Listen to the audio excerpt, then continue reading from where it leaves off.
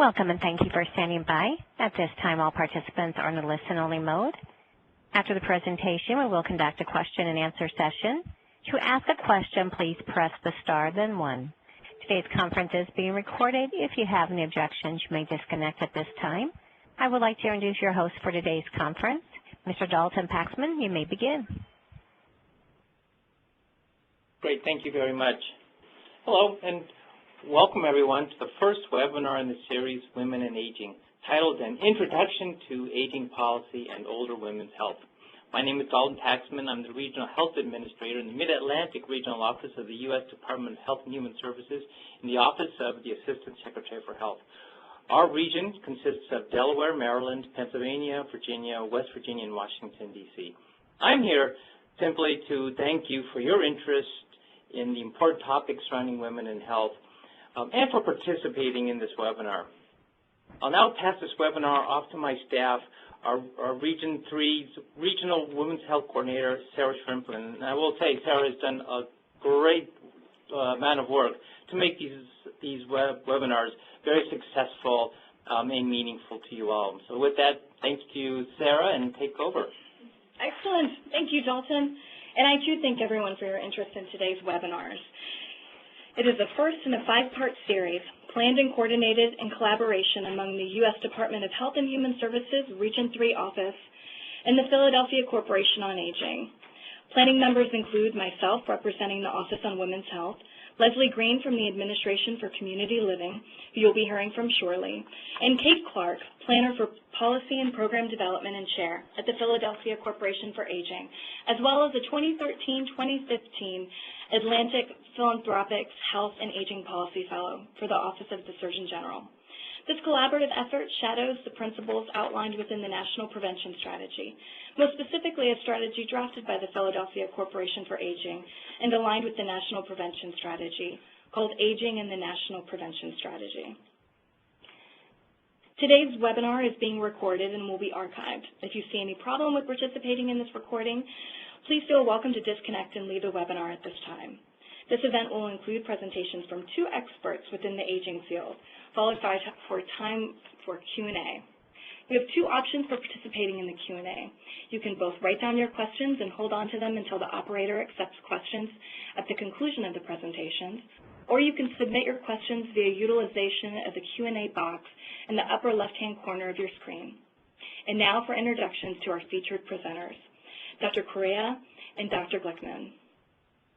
Dr. Rosalie Correa is a Senior Scientific Advisor for the National Institute of Aging's Division of Geriatrics and Clinical Gerontology, and is a cardiovascular pathologist trained at the National Heart, Lung, and Blood Institute at the National Institutes of Health. She has extensive experience in aging-related research and policy issues, including disabilities, medication management, ethnogeriatrics, and women's health. She has served with several other Department of Health and Human Services components, including the Office of the Secretary, where she led a major secretarial and presidential international initiative, forming partnerships with foreign governments and establishing a healthcare training center in Panama City to train healthcare professionals in the Central American region. She has also served as the Secretary's delegate to the U.S.-Mexico Border Health Commission. She has many years of academic involvement as adjunct associate professor with the George Washington University School of Medicine and Health Sciences, as well as the University of Maryland School of Pharmacy. Dr. Alan Glickman serves as Director of Research for the Philadelphia Corporation for Aging. He also holds adjunct faculty positions in the School of Public Health at Drexel University and the School of Nursing at the University of Pennsylvania. Dr. Glickman's current research is focused on the impact of environment on the health of older adults and the challenges faced by providers of health and social services and working with elders living in distressed environments. He has also conducted research on trauma and older refugees. His research has been funded by the National Institutes of Health and private foundations. He received the James Shannon Award from the Director of the National Institutes of Health and Charles H. Ewing Presidential Award by the Eastern Pennsylvania Geriatric Society and was elected a Fellow of the Gerontology Society of America. Now, before I turn this webinar on to our first formal presenter, let's first hear from my co-facilitator in this webinar, Leslie Green from the Administration for Community Living. Leslie will provide for you a few details about federal programming and justification we saw for planning this webinar series. Leslie? Thank you, Sarah. So good afternoon. My name is Leslie Green, and I work for the Administration for Community Living, or ACL, in the Philadelphia Regional Office. I'm going to tell you a little bit about the agency and our work. And first I'll introduce you to how we serve older adults and their caregivers. Then I'll briefly touch on some characteristics of the older adult population we serve. And finally, I'll close with a mention of the recent White House Conference on Aging. So a large part of services to older adults in the country today stem from the passage of the Older Americans Act in 1965. The law was created and passed in response to the lack of social services for older adults in the community. And almost everything we do at the Administration for Community Living has the goal of helping people live independently in their communities and in their homes when they might otherwise be eligible for placement in a facility like a nursing home. The Older Americans Act also established the Administration on Aging to administer these community-based programs, and the Administration on Aging was merged into the Administration for Community Living in 2012. The National Aging Network was another product of the Older Americans Act, and this network is how most community-based aging services are provided today. This picture represents the flow of dollars and services to support older adults in the community. First, ACL provides grants to states and territories for things like meals at senior centers, home-delivered meals, and caregiver services. The states then fund area agencies on aging to coordinate services at the local and regional level. And area agencies on aging then work with providers, such as Meals on Wheels, to get the services to seniors. And as you probably know, the senior population is growing. For the next few slides, I'm going to talk briefly about the national older adult population. First, there are 44.7 million Americans aged 65 years and older. And this means that 14% of the population, or 1 in every 7 people in the U.S., is an older adult. Second, there are a number of older adults living below the poverty line.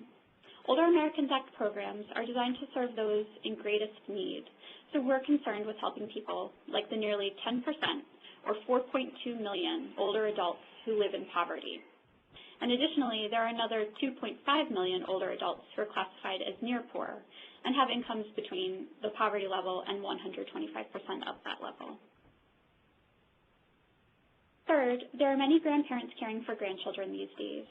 There were 536,000 older adults who reported having primary responsibility for grandchildren that live with them. And the final statistic I'll share is that over 28%, or more than 1 in 4 older adults, live alone. And almost half of older women aged 75 and older live alone. And the needs of older adults like the ones I've described were recently spotlighted at the July 2015 White House Conference on Aging. The White House Conference on Aging happens once every 10 years, and the event is designed to identify and advance actions to improve the quality of life for older Americans.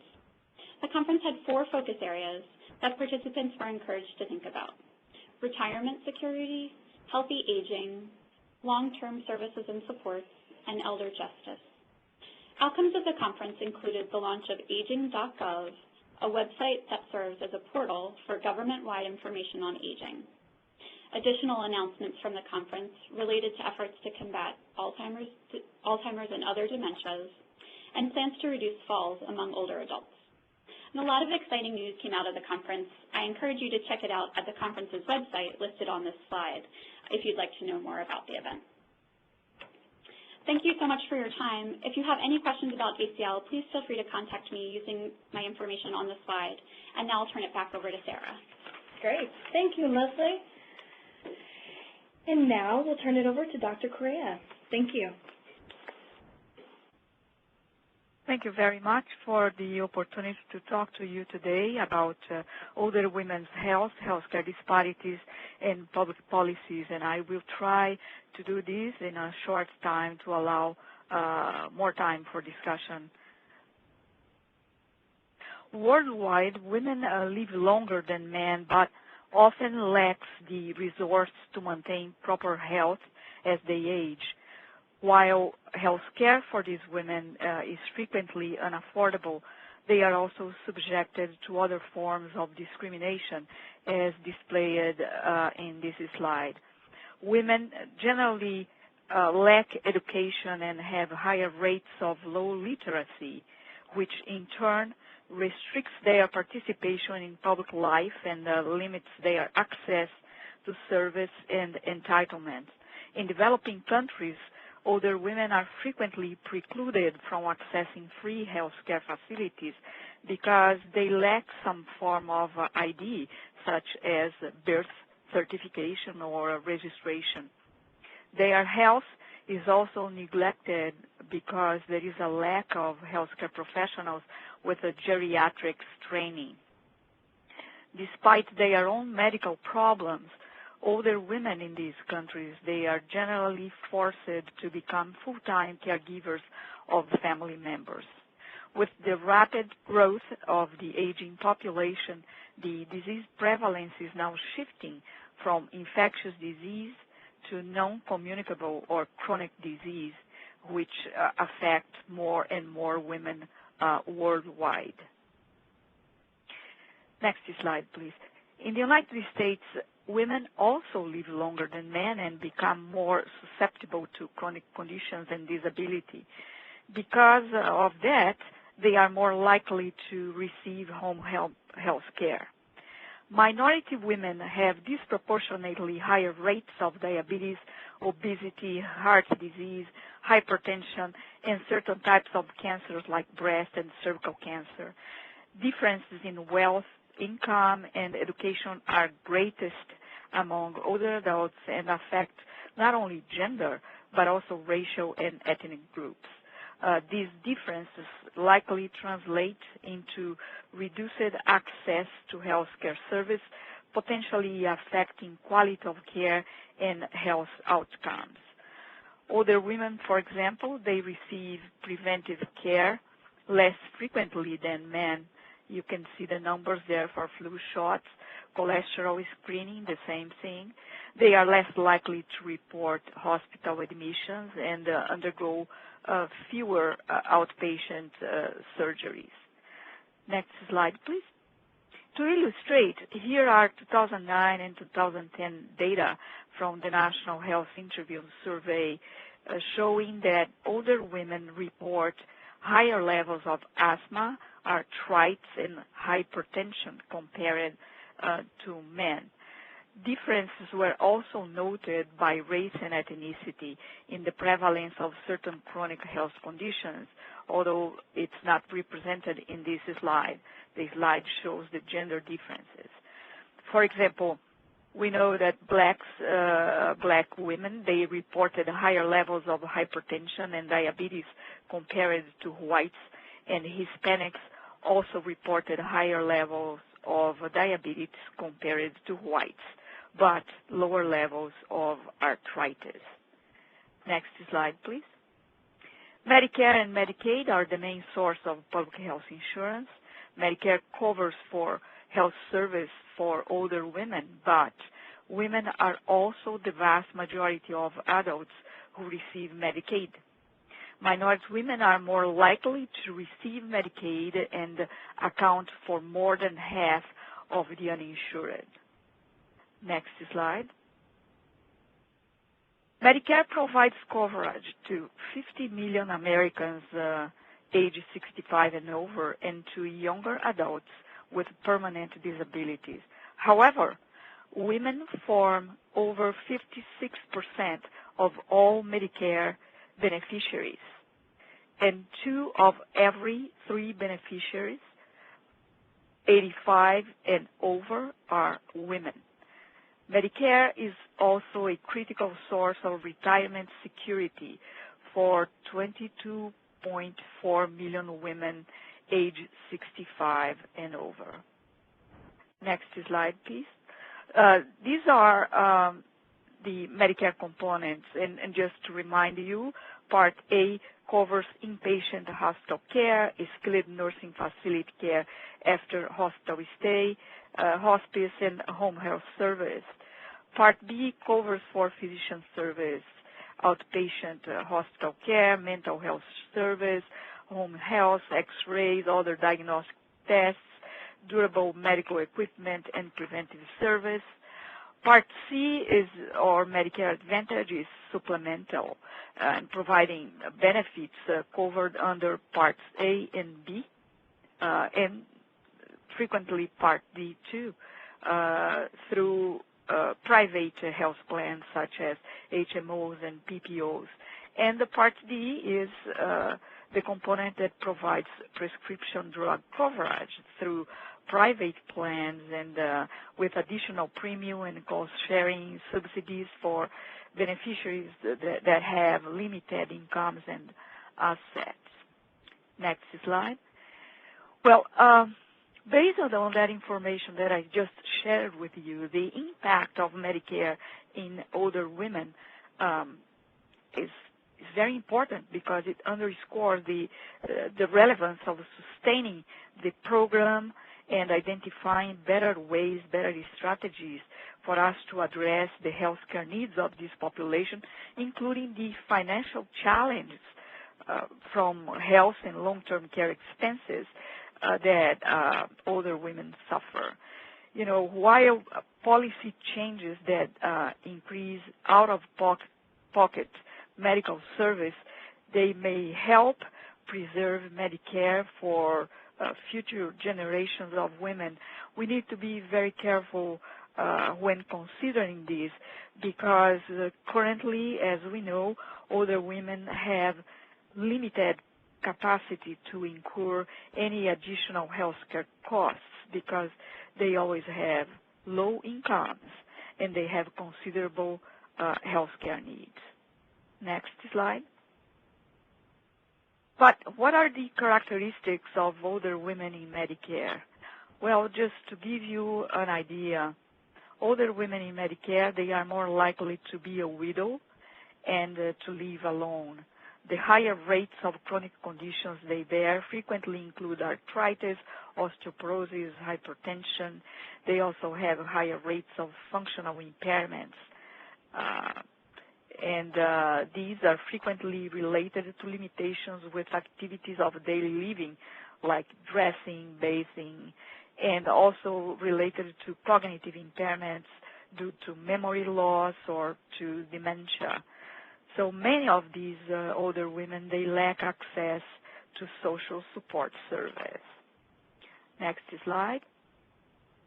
According to 2009 data from the Medicare Current Beneficiaries Survey, about 41% of people age 65 and over reported a functional limitation. Specifically, in this chart, you can see that women reported higher levels of functional limitations than men. About 46% of women age 65 and over had difficulty with ADLs and also with IADLs. Those are, for example, shopping as an activity, or these women were in a facility compared with 35% of men. Next slide. Older women form 72% of all beneficiaries living in nursing homes, assisted living facilities, and other long-term care facilities. Despite this fact, Medicare offers limited coverage for long-term care service in facilities or even in the community. So this leads to high out-of-pocket spending for older women. Older women cannot afford, as I already mentioned, these out-of-pocket costs. They receive lower average Social Security and pension benefits because they held in the past low-paying jobs during their working years, and many of them held part-time jobs or they left the workforce for certain period of time because they were raising their families, or they left because there was a need for them to care for an aging or sick family member. Next slide, please. It's important to know that despite the relevance of Medicare, Medicare has numerous gaps in coverage. So, for example, Medicare does not cover for hearing aids, for eyeglasses, for dental care, and also, as already mentioned, has limitations with covering for extended nursing home stays or personal care needs. And unfortunately, these are essential care needs for older people because they particularly affect their quality of life and ability to live independent. So cost sharing in Medicare, they are also very high, including deductibles that are high for Part A, as you can see in the slide, regarding the inpatient care benefit period, also for Part B medical service, and for Part D drug benefits. And those numbers, those deductibles that I list there, they are 2013 numbers. Co-payments or co-insurance to cover for physician visits and prescription drugs also may be needed and makes it even more difficult. And keep in mind that there are no limits on out-of-pocket spending associated with Medicare Part A and Part B. Next slide. The combination of gaps in benefits, cost-sharing requirements, and the high value paid for Medicare premiums and supplemental coverage, they lead to the very high out-of-pocket expenditure. This is particularly hard for older women who in 2009, they spent an average of $4,000 or almost $5,000 for health care. This includes the premium compared to $4,000 for older men. In addition, women who are 85 and over, they have much higher out-of-pocket costs due to higher health and social needs, as well as long-term care service. So according to data from the Medicare Current Beneficiary Survey in 2009, older women 85 and above, they spent an average of $7,500 compared to $6,000 for the same age older men. Next slide. But what are the improvements that the Affordable Care Act of 2010 brought to Medicare that benefit older women? Well, there are some improvements that may actually reduce out-of-pocket expenses, and that was actually the goal. So, for example, cost sharing for many preventive benefits was eliminated. Under Section 2713 of the Affordable Care Act, private insurance plans must provide coverage for a range of preventive service and may not impose any cost sharing like co-payments, deductibles, or co-insurance. The law also phases out the donut hole from Medicare Part D drug benefit coverage by 2020. So it is important those preventive service, the screening tests that are relevant to older women and may indeed decrease some of the costs. Next slide. Just a closer look at the preventive benefits for older women. Research has shown that evidence-based preventive service, they can save lives and they can improve health because they allow early identification of illness, early initiation of treatment that can avoid disease progress and complications. They can facilitate disease management and potentially reduce costs. The required preventive service relevant to older women are highlighted in this slide in yellow, but I can tell you that Those include evidence-based screenings and counseling recommendations rated A and B by the U.S. Preventive Service Task Force. So A or B indicate that there is a high certainty that those services have a substantial or moderate net benefit when they are provided. So those screenings then are important for depression, diabetes, cholesterol, obesity, cancer, and other conditions.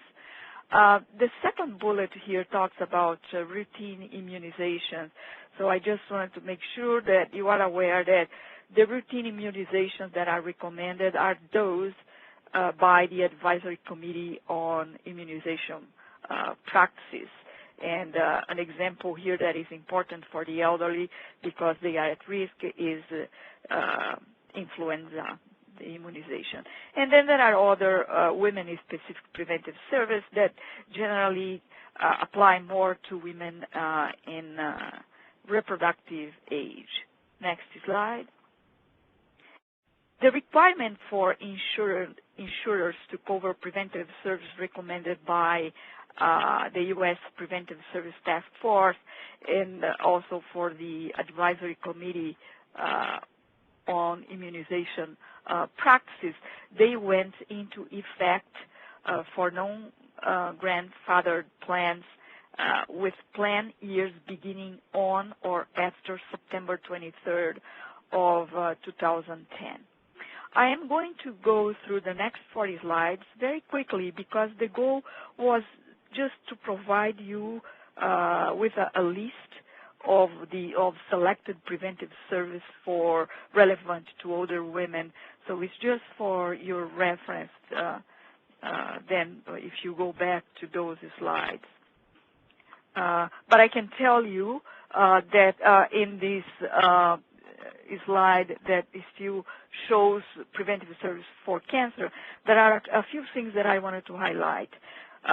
About colon cancer screening, the federal government has clarified that insurers, they cannot impose cost sharing for medically necessary anesthesia when there is a need to do polyp removal in combination with the preventive colonoscopy in asymptomatic individuals. There have been cases in which there were charges. So this has been clarified. The other issue is regarding testing and medications for the risk reduction of breast cancer. That is, some federal guidance is already available that reinforces the recommendations of the U.S. PSTF that women with family history of breast, ovarian, or peritoneal cancer, they should be screened for BRCA-related cancer.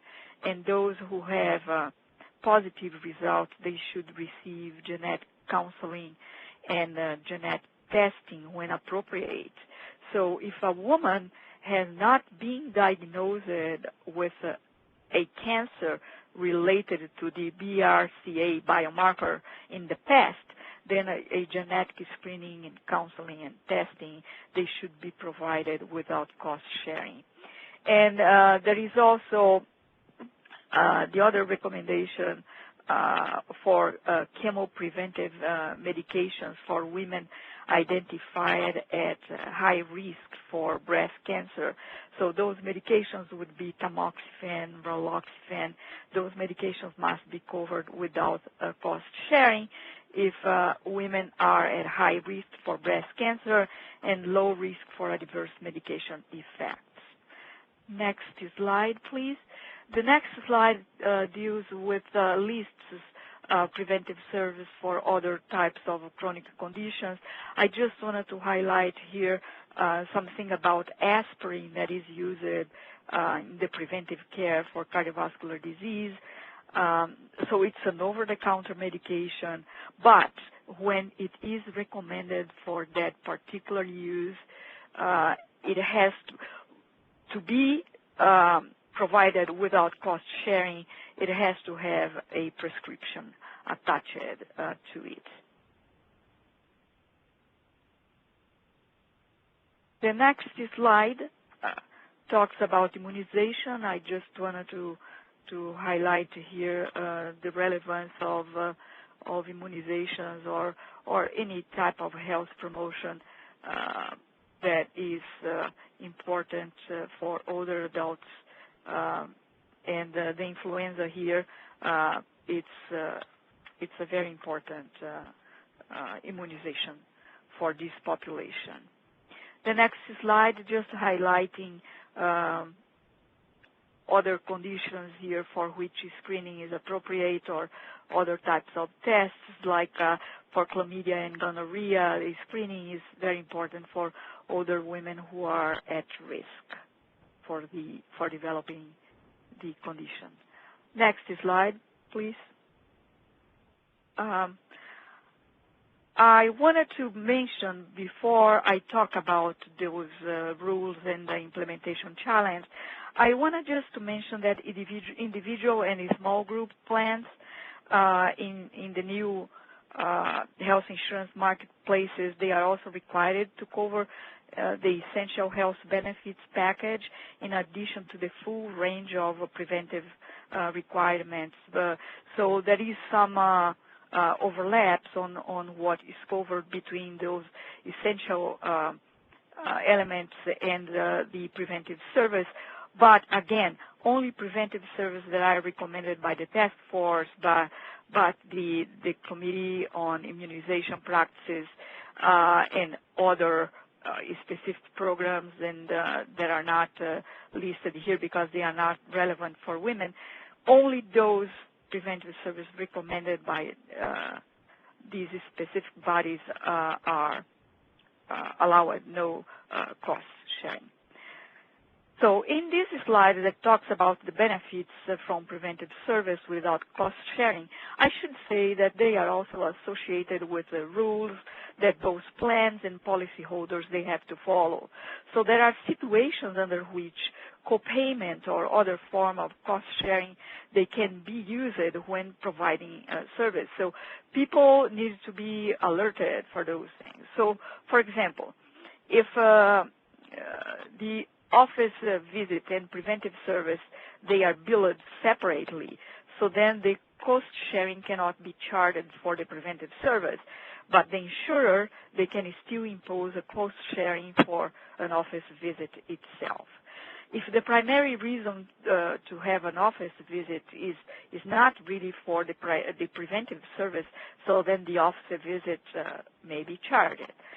If the preventive service is performed by an out-of-network provider, when we have an in-network provider available, then charge may apply to the office visit and even to the preventive service provided. If a treatment is provided but is not recommended as a preventive service by any of the committees that I mentioned to you, so then cost sharing may be charged. So, and the other thing is that, the Public Health Service Act and other federal regulations also allow for reasonable medical management. That means the insurers, they may make a decision about limitations with number of visits or tests, etc. Things like that needs to be aware. The next slide. The good news is that 55.6 million women have received so far no-cost coverage for preventive service since implementation of the policy. Nevertheless, work should continue to increase public awareness of the policy. A lot of people, almost 50% of the population, is still unaware of that policy. And another important aspect for us to continue to monitor is collecting and analyzing data are critical to determine the impact of the Affordable Care Act and those policies in public health and also costs with health care. Next slide. I just wanted to briefly address the concerns on the lack of supplemental insurance. This affects 1 in 10 older women in Medicare. So it's important because then these women, they have more barriers to care. They receive lower service or utilize a smaller number of services compared with those who have supplemental coverage. So there are many types. I can tell you that with employer-sponsored insurance supplements, a small share of older women have this type of coverage, 36% compared to 42% of men. In Medigap, only 22% of older women on Medicare have Medigap policy. Medicare Advantage, 1/4 of both older women and men, they have Medicare Advantage plans. And Medicaid is critical for the poor, but coverage is only for 18% of older women on Medicare. They have Medicaid as a supplement. Next slide. Well, I wanted to say a little bit about Medicaid. It's the mainstay of health coverage for low-income women. But to qualify, women had to meet both categorical and income criteria. That means women needed to be pregnant, mother of a child under 18, be a senior citizen, or having a disability. So these needed to be added to the income criteria. So the Affordable Care Act enabled states to eliminate these Medicaid's categorical requirements. However, in 2012, you may recall that a Supreme Court decision made this extension a state option. So then, as a result, only 20 states have chosen to maintain the 30 states expanded, but 20 states, they chose to maintain the historical eligibility categories with income thresholds that are far below the poverty level in many states. So, but despite of that, still millions of low-income women, they have gained coverage since the ACA has passed. Next slide, briefly. We have 9 million dual eligible, with women accounting for 69% of this group. They have extensive health needs. Only those who are very poor or facing catastrophic medical needs actually qualify for full Medicaid coverage or full or partial coverage. And, you know, this is a problem for women because they live longer, they have more chronic conditions and disabilities, they need more long-term service, and this is certainly a problem. I should point out that Medicaid coverage for long-term service like nursing homes or community-based support vary considerably by state. So we still need to know how, in the next slide, how we can maximize the Affordable Care Act potential to reduce the uninsured count, how can we improve access to care, and how elements of coverage they could be strengthened to better serve the needs of low-income women. Those are questions still remaining. And I would like just to wrap up to say that health and healthcare disparities remain a concern for older women. Medicaid is the mainstay of health coverage for low-income women, but not all states opted to expand it under the Affordable Care Act. Medicare plays a critical role in older women's health and retirement security, but there are gaps in benefits, and cost-sharing is still leading to substantial out-of-pocket expenses.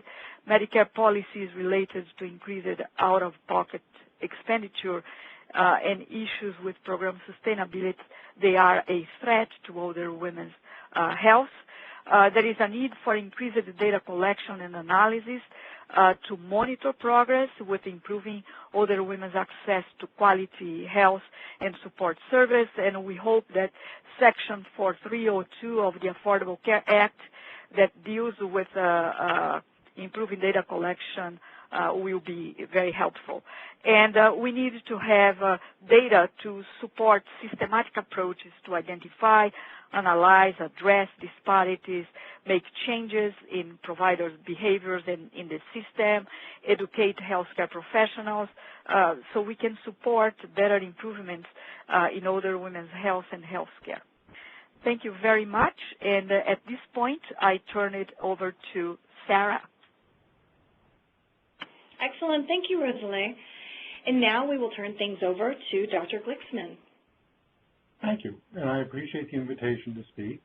And I'm going to be talking about older women. We're going to now focus just on District 3, what we know and what we'd like to know. Next slide. And I'm going to try to do is 4 things rather quickly. One is describe the population of older women in Region 3. And then, for those of you who are involved in any kind of intervention, to show why it's important to understand 2 forms of diversity. One is diversity within ethnic identity, which is one issue, but another is diversity in place. Unless you're doing the whole region, where you're doing your intervention really matters. And then we'll talk about some topics of importance for better serving older women, for which we lack data, and finally some suggestions for best practices for including data in planning and practice. Next slide, please. So this information comes from the 2013 American Community Survey, which I hope everybody's familiar with. If not, look it up on the web. It's a wonderful annual survey. Should also mention within Region 3, there are also parts of it that are covered by other surveys, such as the Public Health Management Corporation's Household Health Survey, and there are also spatial data sets. I mean, looking at environments is very important, and we're going to be considering a little bit of that for some areas and not all. There is a central one in Pennsylvania, the central source, but there probably are in the other states as well. It's also important to understand data sources and then determine their value in planning. Not all data is created equal. So let's turn to older women in Region 3. Next slide, please. So in the region, we estimate there are about 3.5 million women. That's 55% of the older population. And if you notice, I'm looking at 60 plus, because 60 plus is where the programs begin for older adults. The previous presentation went 65 plus. That's when Medicare begins. There is no natural point at which you become old. A lot of it's determined by programmatic. First person to do this was a German chancellor based on political considerations. So just remember, 60 and 65 are triggers for benefits, but it doesn't make you old. The 3.4 million are community dwelling, that is, they're not nursing homes or similar institutions. It's about 97% of the population, and that's where most of you will be dealing. So the rest of the slides all deal with that 97%. Next slide. And when we look at the older women in Region 3, they're going to look remarkably like with the national picture that was just described. At 20% are minority. That means 80% are white non-Hispanic. 33% of the 60 plus is age 75 and older, which is a risk factor for frailty. About 10% have incomes less than 100% of the poverty level, which I think mirrors the national average. About half are high school grads, and almost 40% have 1+ years of college. About a quarter are still in the workforce. And although I didn't do all the states, you can see almost half live in Pennsylvania. They're concentrated in clumps, and that's what we're going to learn here about all these groups. They're concentrated geographically, and about 60% live in a metropolitan area. So let's move on to that next slide. About a third live alone. About 81% are homeowners. You can read down. 1% are grandparents caring for grandchildren. The thing about grandparents, especially in like Philadelphia, they're granting for grandchildren. Most of them are under age 60. The woman can have a child at 15, and her daughter has a child at 15, so she's 30, and a grandmother. And that is not uncommon in a very poor neighborhood. So don't always associate grandparents with aging. There are 2 ways we measure social connectedness in that data set. One is no access to the internet.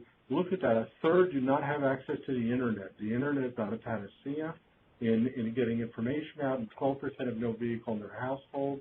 8% are foreign-born, and 4% are difficulty with English. What we're going to see is that's not 4 of the 8%.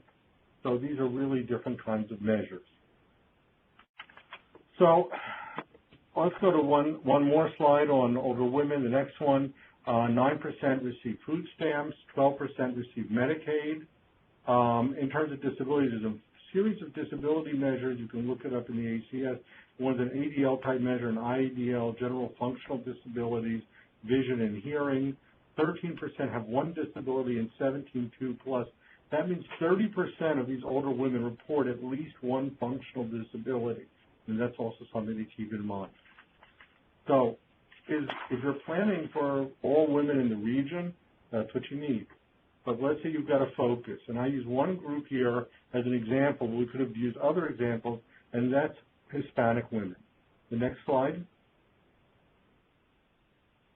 Now look at the differences. The Hispanic women are generally younger, and I don't know, I can't tell you why. Are they dying younger? Have they come younger? I'm not sure, but there is a difference. More than twice as many have incomes less than 100% of the federal poverty level. And more than 3 times as many have less than a high school education. This is why diversity matters, just not being culturally competent, because characteristics of the population change as you look at subgroups, and when you're trying to aim something at a group, you have to understand their characteristics, not just the general characteristics of the population. So let's move on to the next slide. And again, as we run down, you can see Hispanic, our older women are more likely to live in a generational household. They're 3 times as likely to be living with grandchildren, although it's still a very small percentage. But when you get down to no access to the internet, and it looks somewhat similar to the white population.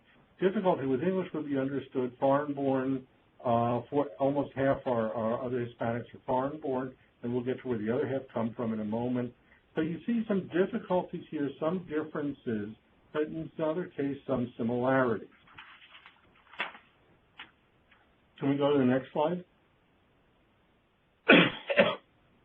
Look at the SNAP difference in SNAP and Medicaid.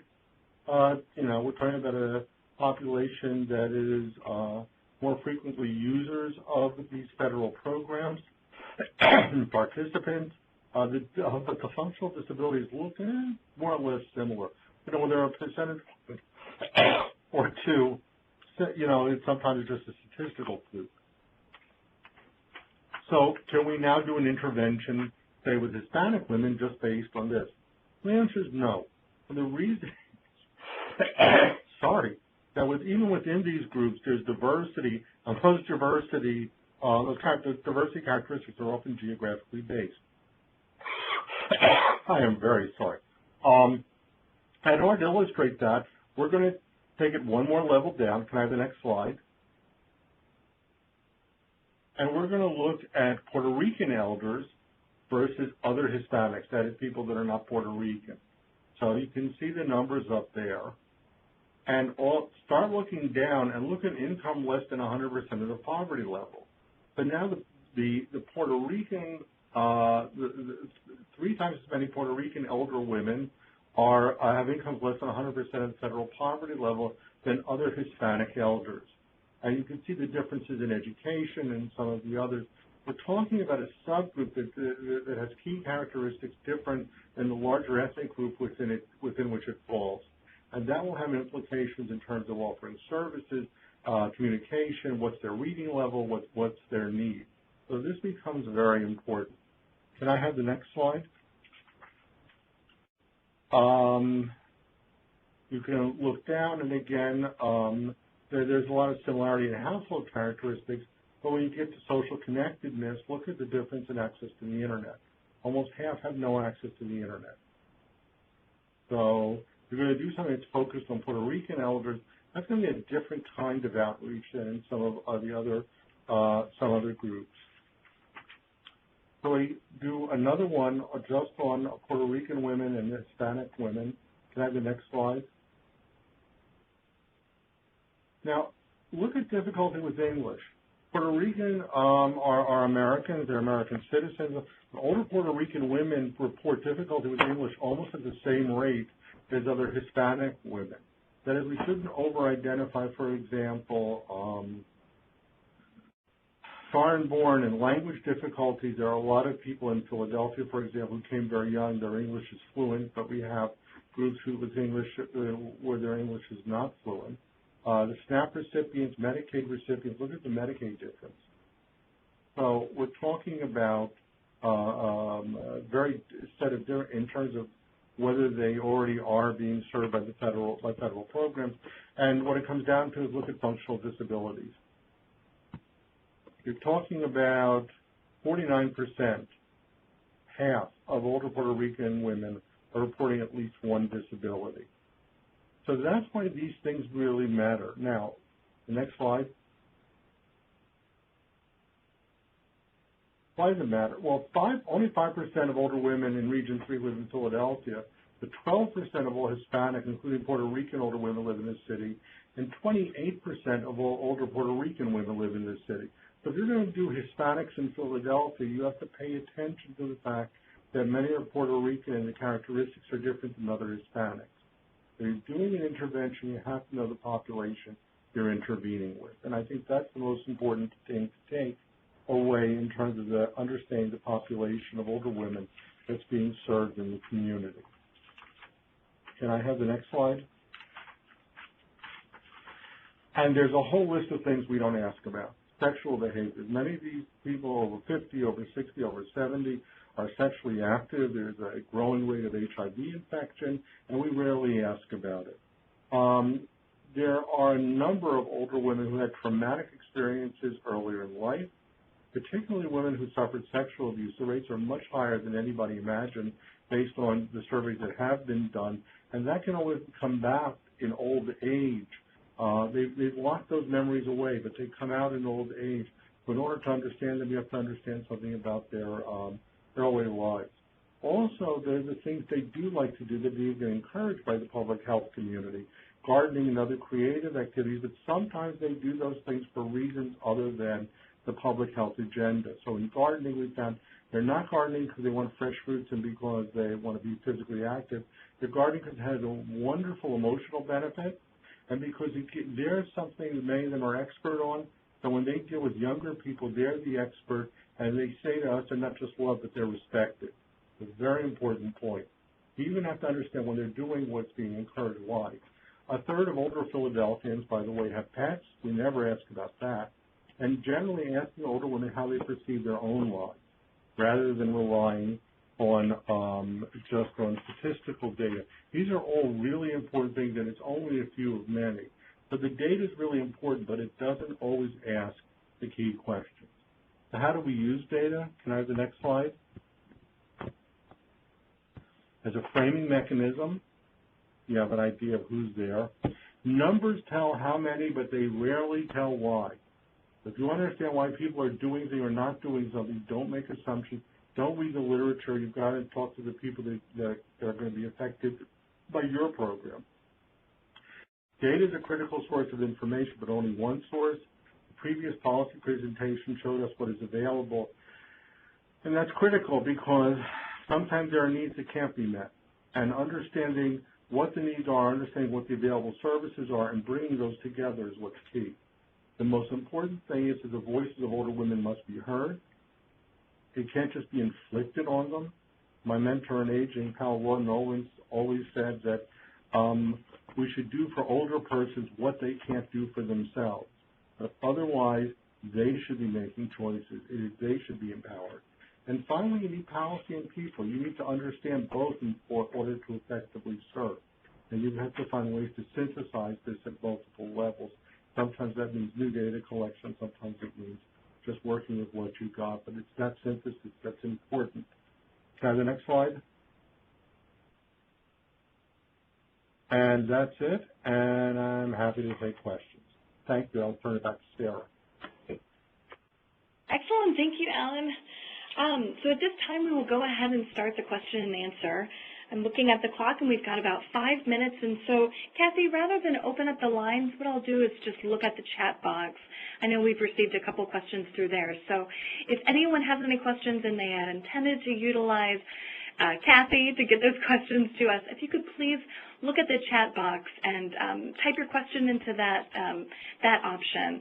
Those questions that we don't get to today, we will definitely share them with the presenters and go back to them and send an email out to folks that will include supporting documents associated with the two presentations and the archive link. So the first question we have is, Rosalie, you had mentioned only 43% of the population is familiar with the preventative services available to women. Do you have suggestions on how we could raise that number or how we could educate the public on those services available? Thank you very much for this question. It's a difficult thing to do, but we need to do more outreach to those racial and ethnic minorities, and I think we could play a critical role in doing that and making them more aware of what is available at federal level, making information available in our website, or sending additional information through our regional offices. We could also use our partners in the private sector to help do the same. It's not an easy thing to do, and sometimes making the information available through blogs or other types of media that would be helpful. But it's a very difficult thing to achieve. Excellent. Thank you. Another question posed to Alan.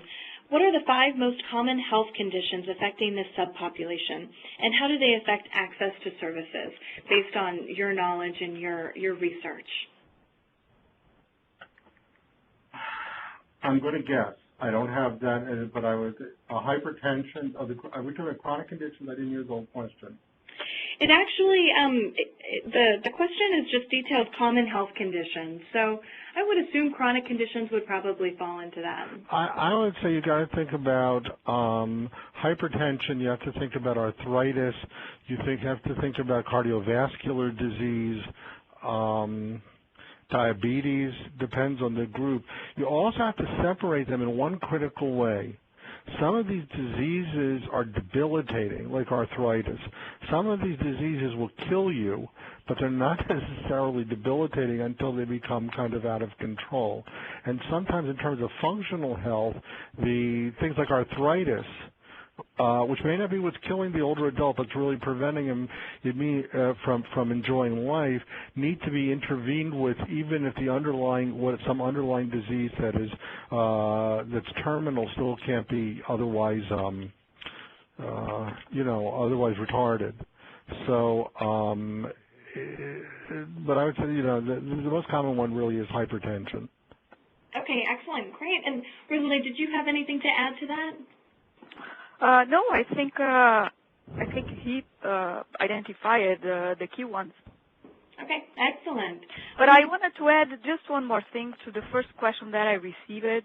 Please. Our community health centers could also be very important in helping disseminate information about what is included in those provisions under the Affordable Care Act, particularly to clarify exactly what do they mean. So that's another thing I want to add. Excellent, thank you. We've actually received quite a few questions around mental health. One in particular, and this is a pretty loaded question, but something for the two of you to ponder. What do you consider to be the largest contribution to the mental health decline of women as they age? And this, of course, is likely could be considered an opinion, unless, of course, either of you have some data you'd like to reference, but please, no pressure. I think without any question, it's isolation. It's a change in family, community, and isolation, which exacerbates any physical problems, emotional problems, and it's a real challenge to the public health community, because some of the things the public health community is encouraging, which benefits, say, younger people, may increase isolation among older people. Getting cars off the street, which, put all the bikes on, may be beneficial, but we've got large numbers of older adults that need to be driven or need to drive. One thing may help one group, but make it more difficult for another. So we do need to, it's a wonderful question. And to the extent that we know there are social characteristics, how we fit that into a public health agenda that's trying to serve everybody, I think is more of a challenge than people realize. Excellent. Thank you, Ellen. And that will actually conclude this first webinar in this series of Women in Aging. We greatly appreciate your participation, everyone that called in for today's webinar. If you enjoyed it and you're interested in hearing more about these topics, we encourage you to register for one, if not all, of the upcoming webinars in the series. Our focus in December will be caregiving, January on reproductive and sexual health, February on elderly justice, and lastly, March will have a focus on healthy aging. For those who submitted questions for today's webinar and they were not answered, please rest assured that we will share those with the speakers and be sending out an email at the conclusion of today's webinar with an archive link, as well as some supporting documents, and hopefully getting some questions back to you, some answers to your questions. But again, thank you so much, Alan and Rosalie, for your participation, and of course my co-facilitator, Leslie. If you have any questions about today's series or any other series that we have, any of the other webinars within this series, please feel welcome to reach out to Rosie Mae Henson. She's noted at the bottom of this slide, and she's someone who can gladly take care of any questions that you might have. But again, thank you so much for your participation, and have a great day. Thank you. This completes today's conference. You may disconnect at this time.